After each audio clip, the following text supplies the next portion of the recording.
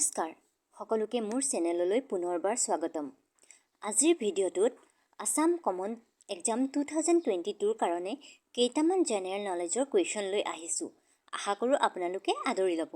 ভাল পালে like share কৰি দিব আৰু লগতে যিসকলে প্ৰথম মোৰ চেনেলটোলৈ আহিছে তেওঁলোকে চেনেলটো ছাবস্ক্ৰাইব কৰি দিব। তেতিয়াহ'লে আহক আজিৰ ভিডিঅ'টো আৰম্ভ কৰোঁ। আজিৰ প্ৰথম প্ৰশ্ন, 2022 চনৰ 1 ফেব্ৰুৱাৰী তাৰিখৰ পৰা কোনখন ৰাজ্য চৰকাৰে পুৰণি ফাইলসমূহ নিষ্পত্তি কৰাৰ বাবে সদ্ভাৱনা প্ৰকল্প হাতত লৈছিল? ইয়াৰ উত্তৰ হ'ব অসম চৰকাৰ। আজিৰ দ্বিতীয় প্ৰশ্ন, সংসদত 2022 আৰু 23 বৰ্ষৰ বাজেট কোনে উত্থাপন কৰে? ইয়াৰ উত্তৰ হ'ব বিত্তমন্ত্ৰী নিৰ্মলা সীতাৰমণে।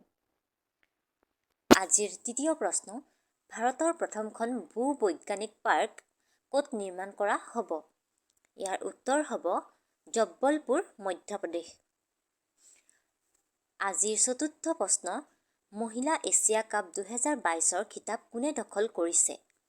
ইয়াৰ উত্তৰ হ'ব জাপান। আজিৰ 5 নম্বৰৰ প্ৰশ্ন, ভাৰতীয়সকলক যুদ্ধ জৰ্জৰিত ইউক্ৰেইনৰ পৰা উদ্ধাৰ কৰিবৰ বাবে কোনটো অপাৰেচন আৰম্ভ কৰা হৈছে?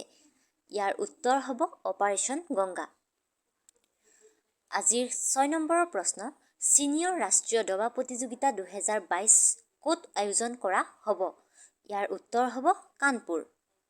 আজিৰ 7 নম্বৰৰ প্ৰশ্ন, কেন্দ্ৰীয় মন্ত্ৰী সৰ্বানন্দ সোণোৱালে ক'ত ড্ৰেজিং মিউজিয়াম উদ্ভাৱন কৰে? ইয়াৰ উত্তৰ হ'ব বিশাখাপট্টনম, অন্ধ্ৰপ্ৰদেশ।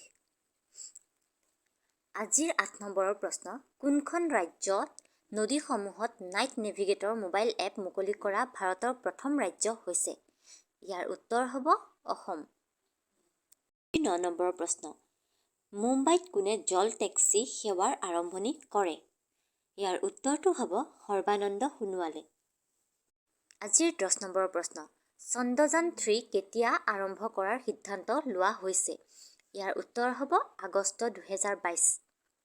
আজিৰ 11 নম্বৰ প্ৰশ্ন, ষ্টেচু অফ ইকুৱেলিটি কোনে উদ্ঘাটন কৰিছে?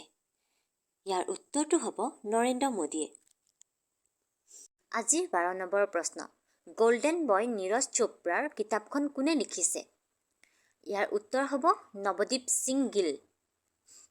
আজিৰ 13 নম্বৰ প্ৰশ্ন, কোন মন্ত্ৰালয়ে স্বাস্থ্য আঁচনিৰ দ্বাৰা দৰৱৰ হোম ডেলিভাৰী আৰম্ভ কৰিছে? ইয়াৰ উত্তৰ হ'ব প্ৰতিৰক্ষা মন্ত্ৰালয়। আজিৰ 14 নম্বৰ প্ৰশ্ন, কোন মন্ত্ৰালয়ে দূৰ-দূৰণিৰ পৰিভ্ৰমণ কৰা বাছসমূহত ফায়াৰ এলাৰ্ম লগোৱাৰ বাধ্যতামূলক কৰিছে? ইয়াৰ উত্তৰ হ'ব ministry of road transport and highways.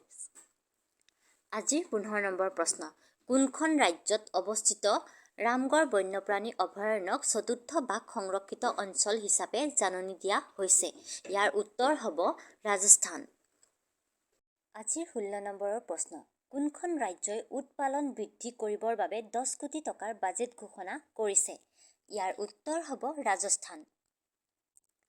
আজিৰ 17 নম্বৰৰ প্ৰশ্ন, গুগলে কোনখন দেশত প্লে প্ৰেছ ছাবস্ক্ৰিপশ্যন সেৱা আৰম্ভ কৰাৰ কথা ঘোষণা কৰিছে? ইয়াৰ উত্তৰ হ'ব ভাৰত।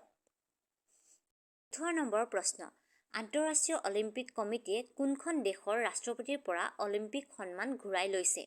ইয়াৰ উত্তৰ হ'ব ৰাছিয়াৰ পৰা। আজিৰ 19 নম্বৰৰ প্ৰশ্ন, আমেৰিকা উচ্চতম ন্যায়ালয়ৰ প্ৰথম মহিলা কৃষ্ণাংগ জজ কোন হৈছিল? ইয়াৰ উত্তৰ হ'ব কেটেনজি ব্ৰাউন জেকচন। আজিৰ শেষৰ প্ৰশ্ন, বিশ্ব নাগৰিক সুৰক্ষা দিৱস 2022 কেতিয়া পালন কৰা হয়? ইয়াৰ উত্তৰটো হ'ব 1 মাৰ্চ। ভিডিঅ'টো চোৱাৰ বাবে ধন্যবাদ আৰু আগলৈও যেন মোৰ চেনেলটো এনেকৈ চাই থাকে।